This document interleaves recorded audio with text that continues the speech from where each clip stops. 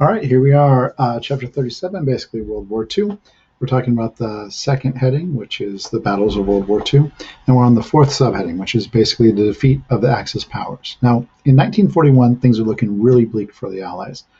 Germany and Italy have basically taken over Europe, and Japan has essentially taken over key parts of the Pacific and attacked Hawaii.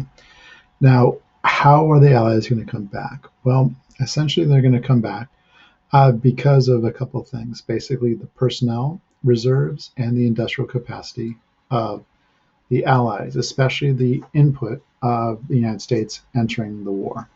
So what will happen is that, again, the U.S. is going to take a total war tactic on this. And so they're going to take all of the industry. And remember, in the interwar period, the United States was one of the big manufacturing engines of the entire world.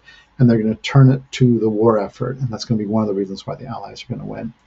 So how do they win in Europe? Well, what ends up happening is, as we mentioned before, there was this huge battle in Stalingrad, incredibly bloody, and the Soviets are going to win. At that point, the Soviets are going to be able to start pushing back against the Germans. And after this huge, long, disastrous campaign, just like what had happened with Napoleon, the Soviets are going to be moving with some speed back into Germany. This is going to make it incredibly important for Britain and the United States to also attack. What's going to be very important is that they don't want the Soviets to come and just take back over and take over from what Germany had already done. And so what they're going to do is they're going to first go into North Africa and then move up to force a surrender of Italy and have them join. And then a crucial day on the war is going to be June 6, 1944, D-Day. And basically British and U.S. troops are going to land on the French coast of Normandy. It's going to be incredibly bloody. And it's one of these days that we kind of like look back and say, oh yeah, of course the United States and Britain won. But it was really a chancy battle. It was basically kind of a 50-50 is what most war strategists look at. So what's going to happen is once they have a beachhead in Normandy, essentially what's going to happen is that the British and Americans are going to come from the west, and the Soviets are going to come from the east, and they're going to meet in the middle of Germany. In the midst of this, it's going to be clear that that the Nazis are going to lose, and so Hitler is going to commit suicide, and then the Germans are going to unconditionally surrender in May 8th, 1945. Okay.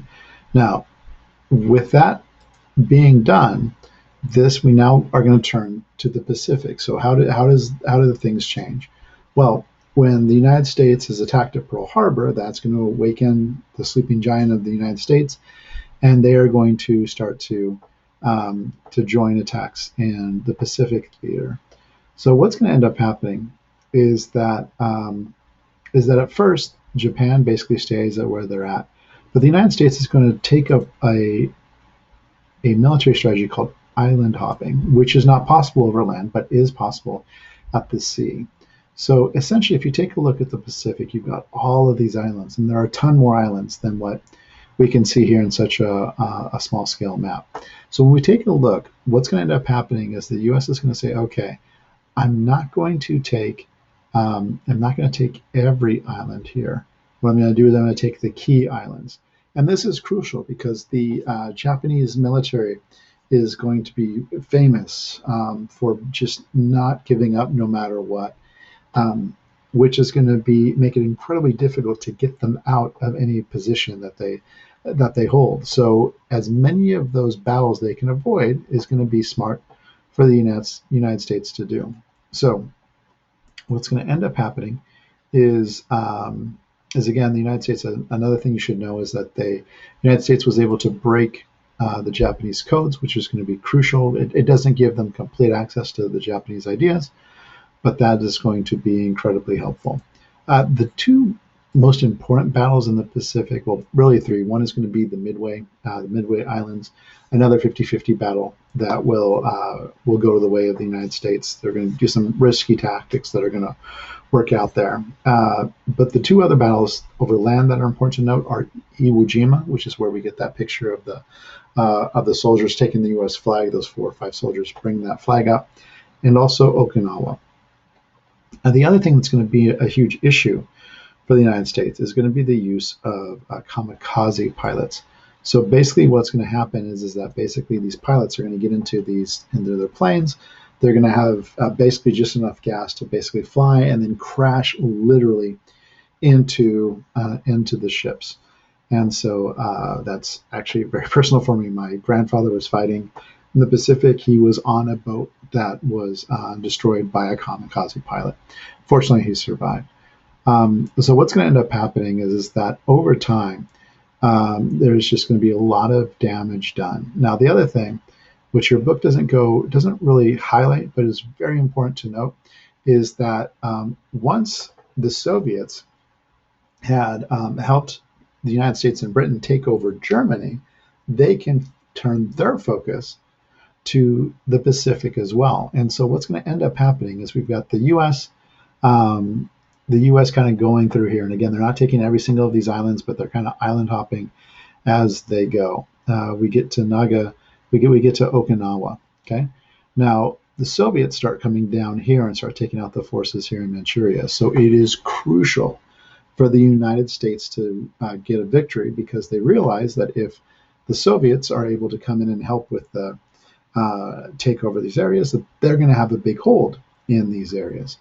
So realizing that attacking is going to be incredibly difficult, realizing that the military and the civilians are very much focused on pleasing the emperor, the United States has a decision to make. And what they decide to do is they decide to drop a nuclear weapon. So another important thing to note is that they're going to firebomb Tokyo, destroy 25% of the buildings, and similar to what's happening with what happened with the Blitz with Britain, the people are standing with their emperor. So what's going to end up happening is that the United States is going to drop nuclear bombs.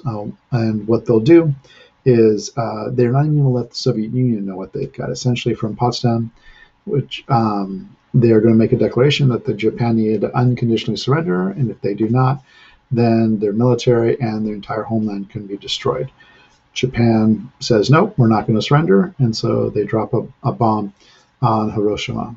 And the Japanese do not give up. Another declaration of, hey, you need to unconditionally surrender goes out, and Japan says no, and another bomb is dropped, this time on Nagasaki. And there's going to be widespread destruction. And so between that and the Soviet Union starting to create, coming down into Manchuria, the Japanese are going to surrender. In fact, the Emperor Hirohito, which I believe in his first radio direct announcement, is going to officially surrender, and therefore we've got a victory in Europe and victory against the Japanese Empire by 1945.